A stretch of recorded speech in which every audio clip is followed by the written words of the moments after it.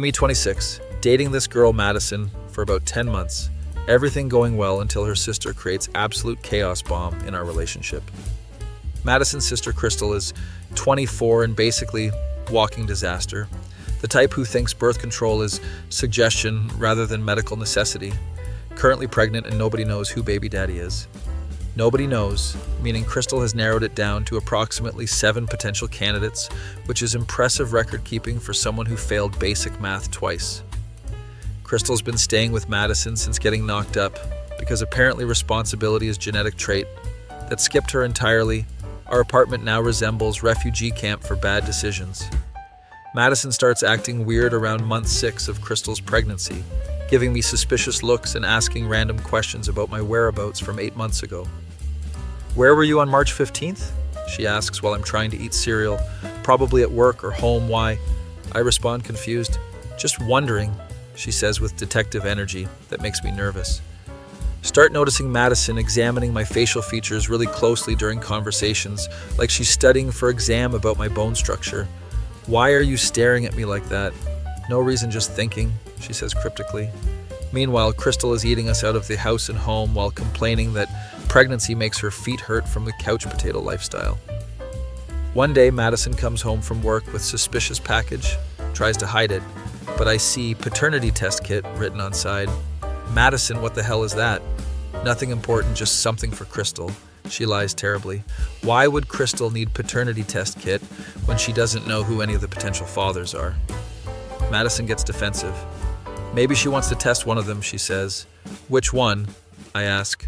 "That's not your business." She snaps back with energy that suggests this definitely involves me somehow. A few days later, Crystal goes into labor. We rush to hospital where she proceeds to scream profanities that would make Sailor blush. "This is all your fault," she yells at Madison. "How is your pregnancy Madison's fault?" I ask reasonably. "She introduced me to too many hot guys," Crystal screams while crushing Madison's hand.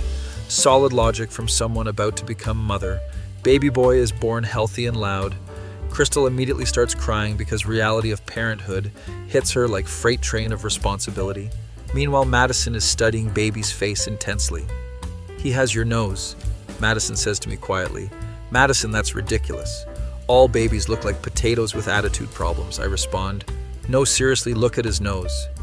Examine baby, who honestly looks like every other newborn, vaguely human with questionable facial expressions. "Madison, you're being paranoid. Babies don't look like anyone for weeks." Crystal overhears conversation. "Wait, you think Anon might be baby daddy?" she says with interest. "I mean, we did hook up that one time," she adds casually, like discussing weather. Record scratch moment. "Excuse me, what?" I say in shock. "Crystal, what are you talking about?" Madison demands. "Remember at your birthday party when everyone was drunk?" My brain frantically searches memory files. Madison's birthday party 8 months ago. Everyone was indeed very drunk. Crystal was there being her usual messy self. "Crystal, I didn't hook up with you," I say firmly. "We barely even talked that night." Madison looks between us like tennis match of accusations and denials. "Well, you were really drunk and I was really drunk," Crystal continues. "Things get fuzzy when alcohol is involved." She's literally inventing scenarios while high on epidural medication. Madison's face goes through 17 different emotions. "Crystal, are you saying Anon is potentially baby daddy?" she asks with deadly calm voice that means someone's about to die. "Probably not, but maybe," Crystal says helpfully. I honestly don't remember much from that night, except someone brought really good tequila and bad decisions were made. Madison turns to me with expression that could melt steel beams. "Anon, we need to talk right now." She grabs my arm and drags me to hospital hallway. "Did you hook up with my sister?" she demands. "Absolutely not," I say emphatically. "Madison, I was with you most of that night. We left together. We went home together." "But you did leave me alone for a while to get drinks," she says. "Yeah, for like 5 minutes to get us both beer from kitchen," I explain. "Plenty of time for quickie." "Madison, you're being completely irrational," I say. "Your sister is trying to create drama because she doesn't want to face reality, that she has no idea who baby daddy actually is." We go back to room where Crystal is now holding baby and making cooing noises. "Look, he definitely has Anon's chin," she says to nurse, who looks uncomfortable with family drama. "Crystal, stop making up stories," I say firmly. "You know damn well nothing happened between us." She looks offended. "Are you saying I'm not attractive enough?" "I'm saying you're my girlfriend's sister, and I'm not complete scumbag." I respond. Plus, you were dating that guy Derek at the time anyway. Derek and I were on break, Crystal says defensively. Taking break from relationship isn't invitation to hook up with your sister's boyfriend, Madison adds with acid in voice. Argument escalates until nurse kicks us out for disturbing other patients.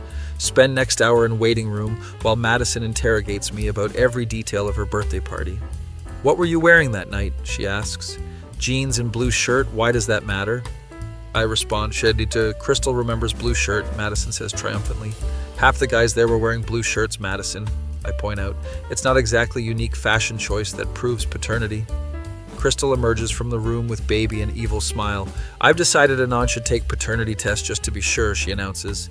Crystal, that's ridiculous. I protest. What's ridiculous about wanting to know baby's father? She asks innocently. The ridiculous part is assuming I'm candidate when we never hooked up. Madison sides with Crystal because apparently sisterhood trumps logic. Anon, if you have nothing to hide, then taking tests shouldn't be a problem. Madison, this is insane. I say, you're asking me to prove negative. I can't prove something didn't happen. She crosses arms. Then prove something didn't happen. Spend next week dealing with Madison's cold shoulder treatment while Crystal posts cryptic social media updates about baby daddy drama and family secrets. Friends start asking questions. Dude, did you really knock up your girlfriend's sister? They ask. No, that's completely fabricated story, I respond, but damage to reputation already done. Madison brings home paternity test kit. Just spit in tube and we can put this whole thing to rest, she says. Madison, this is ridiculous, but fine. I'll do it. Take stupid test while feeling like I'm participating in Jerry Springer episode. Meanwhile, Crystal is telling everyone who will listen about potential scandal. You know Anon might be my baby daddy, she tells grocery store cashier. That's nice, dear. Elderly cashier responds while scanning diapers with 1,000-yard stare. Results take 2 weeks to come back, during which Madison treats me like suspected criminal, sleeping in guest room and avoiding physical contact like I have plague. Madison, this is destroying our relationship over something that didn't happen. I plead. Crystal is manipulating you because she doesn't want to deal with real baby daddy. Who is real baby daddy anyway? I ask. Probably that guy Marcus she was seeing, Madison admits. Or maybe Jake from her yoga class. Or possibly that bartender from downtown. So she has multiple actual candidates, but I'm the one taking paternity test, I point out, because I'm convenient scapegoat who actually has job and stability. Finally get results in mail. Madison insists on opening envelope together like it's Academy Awards ceremony, hands shaking as she reads paper. Not the father, she reads aloud, then looks at me sheepishly. Oh, she says quietly. Yeah, oh, I respond with justified saltiness. Crystal's reaction is priceless. Well, that's weird because baby really does look like Anon, she insists. Crystal baby looks like generic human infant, I reply coldly. Maybe test was wrong, she suggests. Maybe you should take responsibility for your own actions instead of trying to pin them on innocent people, I snap back. Madison finally realizes how badly she screwed up. Anon, I'm really sorry, she says. I should have trusted you. She's right. She should have trusted me. Madison, you made me take paternity test for baby. That obviously isn't mine because your sister can't keep track of her own sex life, I say with accumulated frustration. You treated me like criminal for 2 weeks over a completely made-up scenario, I continue. How am I supposed to trust you after this? Crystal jumps in.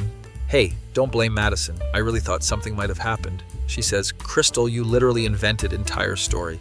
Memory is funny thing, Crystal defends. Alcohol makes everything blurry, she adds. Crystal, you weren't even that drunk that night, Madison finally admits. You remember everything perfectly, including leaving with that guy from your CrossFit gym, Madison continues. His name was Tyler and you went to his place. Crystal's face shows she's been caught. Oh, right, Tyler, she says. Forgot about Tyler for a minute. Convenient selective memory strikes again. So you remembered fake hookup with Anon, but forgot real hookup with actual potential baby daddy? I say, Crystal, you need therapy. Madison begs for forgiveness. Anon, please don't leave me over this, she pleads. My sister manipulated me and I was stupid enough to believe her. Madison, your sister didn't manipulate you. You chose to believe her over me, I point out. That's relationship foundation problem, not just family drama. Take few days to think about situation. Madison sends daily apology texts. Crystal finally admits she made everything up because she wanted Madison to break up with me. Why would you want Madison to break up with me? I ask when she confesses. Because you make her happy and I'm miserable, she says honestly. Crystal, that's psychotic reasoning. I respond, you tried to destroy my relationship because you're jealous of your sister's happiness. Yeah, pretty much, she admits without shame. Plus, I thought maybe you'd help with baby expenses if you thought you were father. Crystal, you're literally evil, Madison says to her sister. You almost destroyed my relationship for money. Crystal shrugs. Worth a shot. Decide to give Madison second chance because Crystal's manipulation was next-level psychological warfare, but set strict boundaries about sister involvement.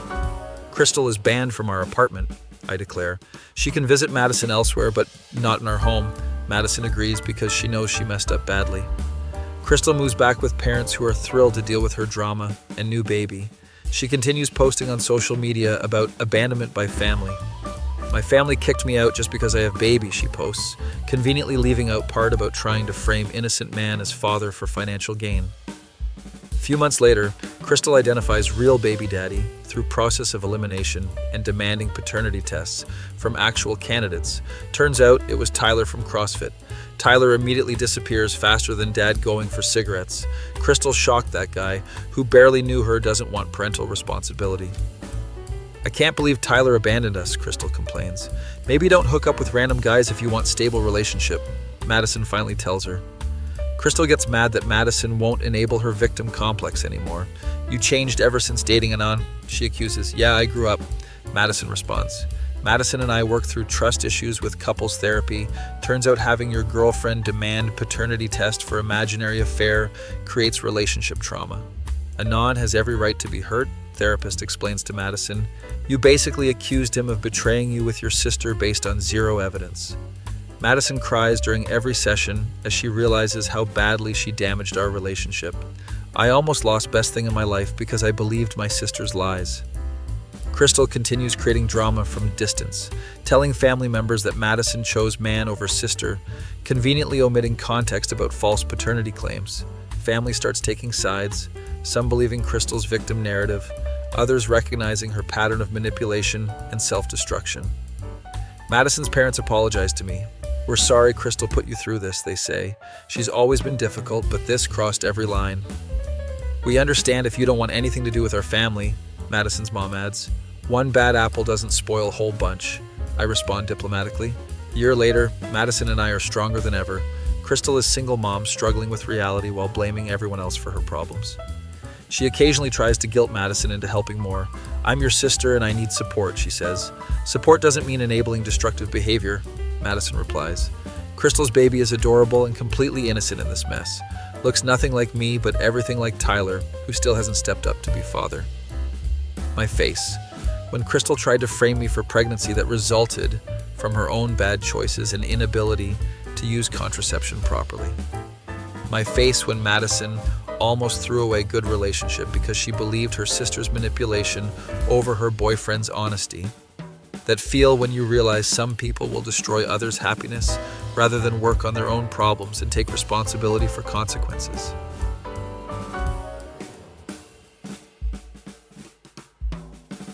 Be me, 31, retail wagey, making $14 an hour selling overpriced clothes to Karens and their spawns, living paycheck to paycheck in studio apartment that smells like sadness and ramen.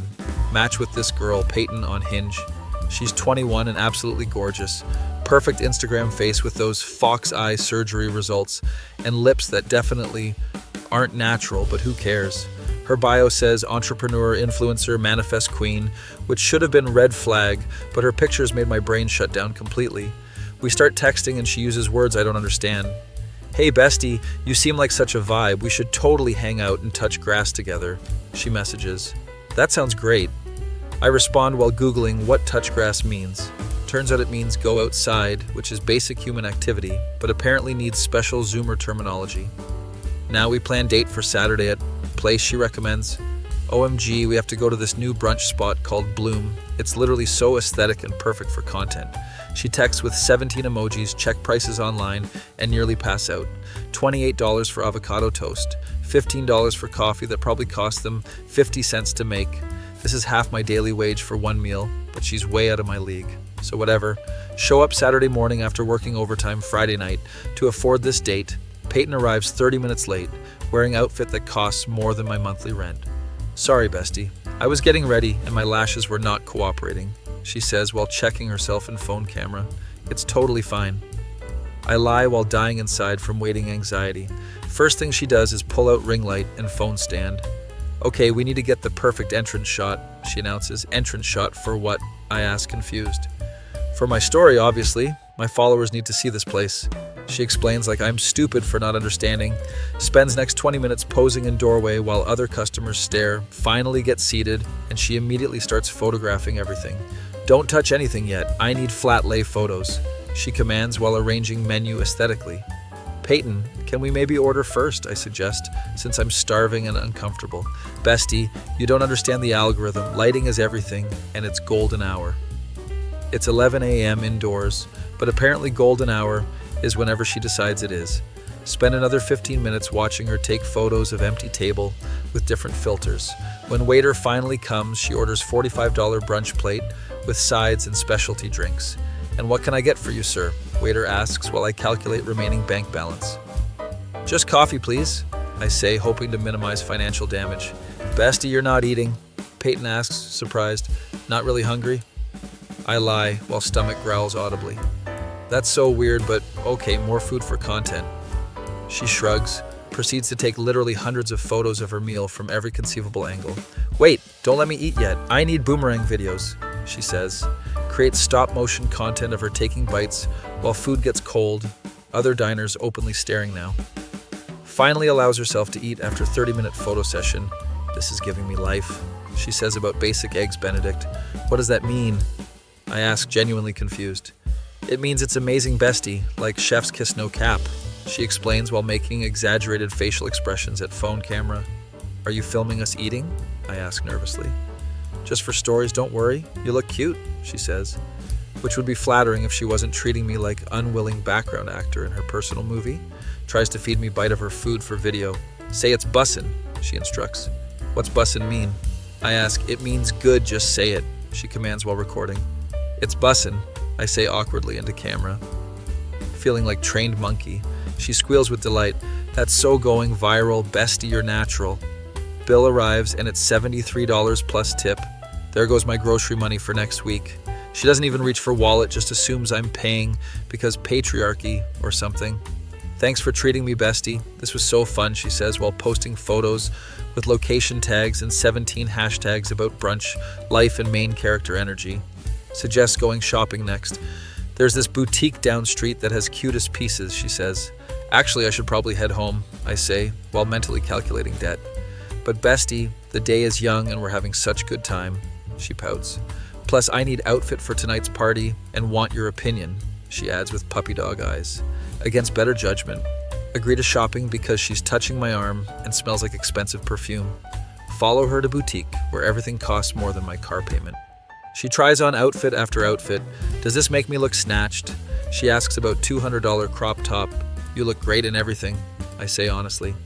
Bestie, you have to be more specific. Does it give main character energy or side character vibes? She demands. Realize I'm failing at Zoomer Speak evaluation.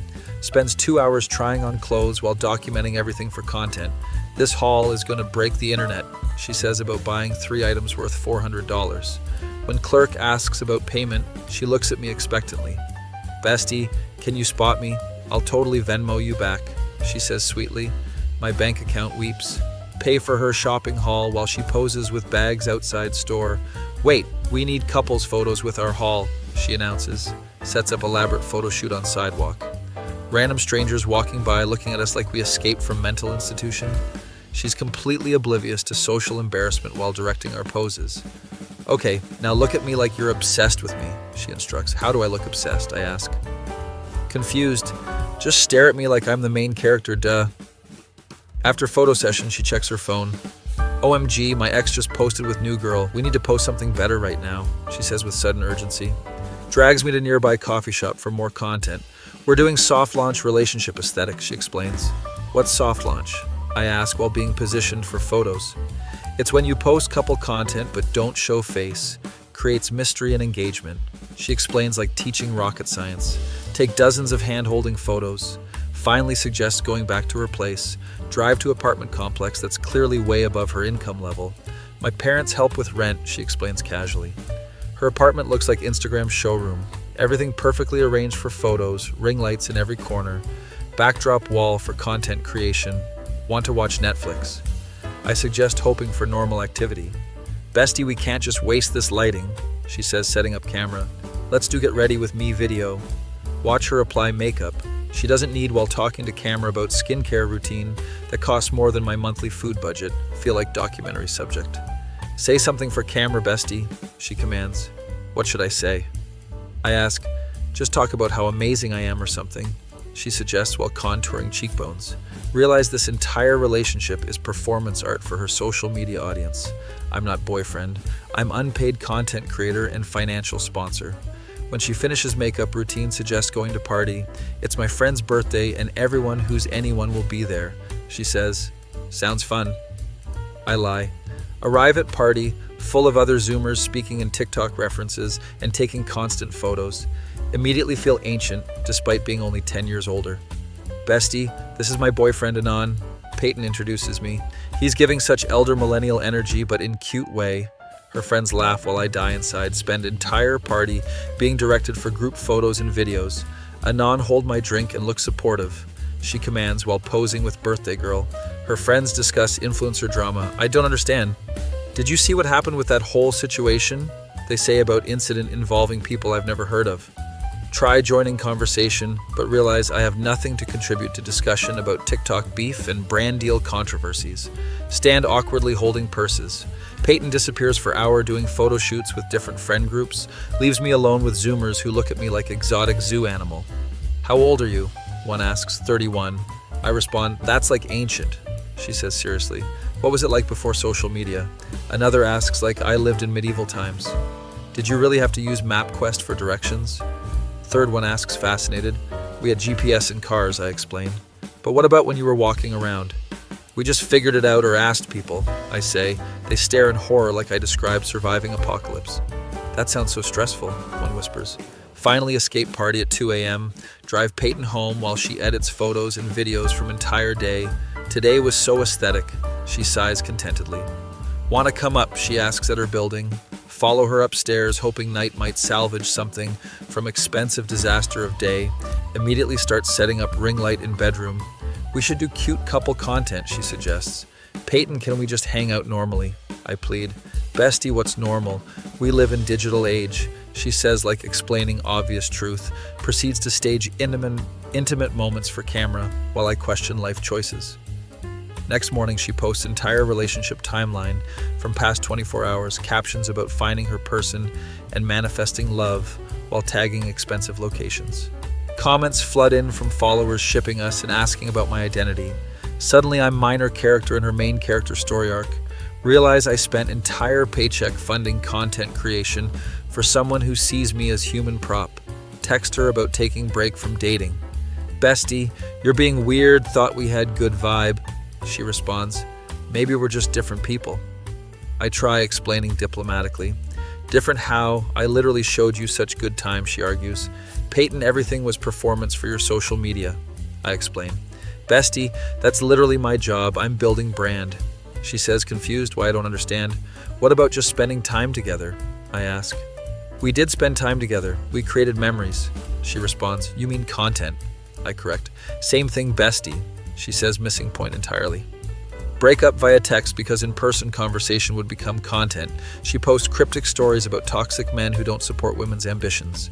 Her followers flood my DMs with hate, comments about not appreciating Queen, block and delete social media for mental health break. A month later, she's dating some finance bro who can afford her lifestyle, good for them both.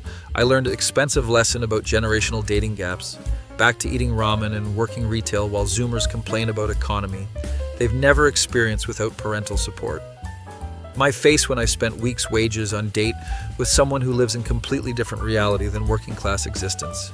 My face when Zoomer dating culture requires being content creator, financial sponsor, and emotional support human, all while maintaining aesthetic perfection. That feel when you realize some people see relationships as business partnerships, where love is measured in engagement metrics and brand building opportunities.